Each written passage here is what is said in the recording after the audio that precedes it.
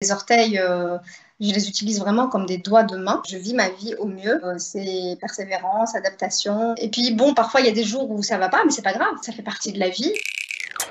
Speech. J'ai reçu une question il y a quelques jours de savoir si je savais écrire avec mon pied.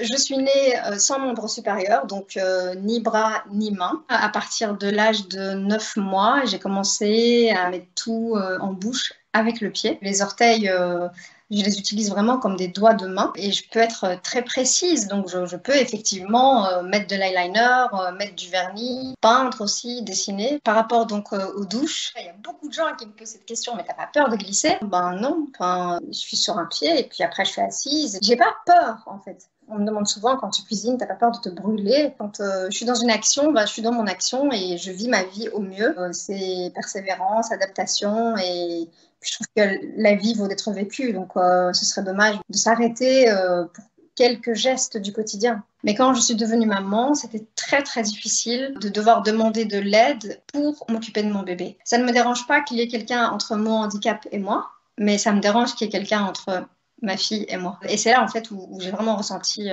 la frustration.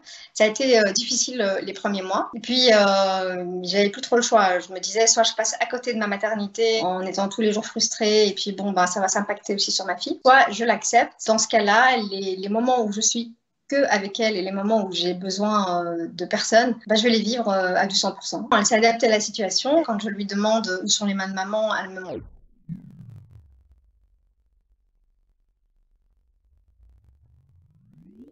les pieds et quand je sors, je me tient la manche. Après, je ne prends pas de risques. Il y a toujours quelqu'un qui nous accompagne. Papa est très présent, bien sûr, pour ma fille. Et je crois aussi qu'on parle beaucoup de paternité en ce moment, de la place du papa. Bon, je crois que lui, il est servi. Cet individu me compare à une poupée, quoi, un objet. Moi, j'ai envie de te dire, je suis très ravie que tu aies des mains, la seule qui veuille bien de toi. On reçoit beaucoup de mauvais messages, donc des moqueries par rapport au handicap. J'y réponds avec humour parce que c'est vrai que je ne pense pas que ce soit des personnes très matures qui puissent écrire ce genre de messages. Donc je relativise énormément. Maintenant, il y a un seul commentaire qui m'a vraiment touchée. C'était une femme qui me disait ça se voit que tu as fait un enfant pour qu'elle t'aide plus tard. Mais sinon, tout le reste, c'est purement des gamineries. En tant qu'être humain, je suis bien entourée et donc du coup, il n'y a pas de raison d'être triste. Et puis bon, parfois il y a des jours où ça va pas, mais c'est pas grave, ça fait partie de la vie, c'est tout à fait logique.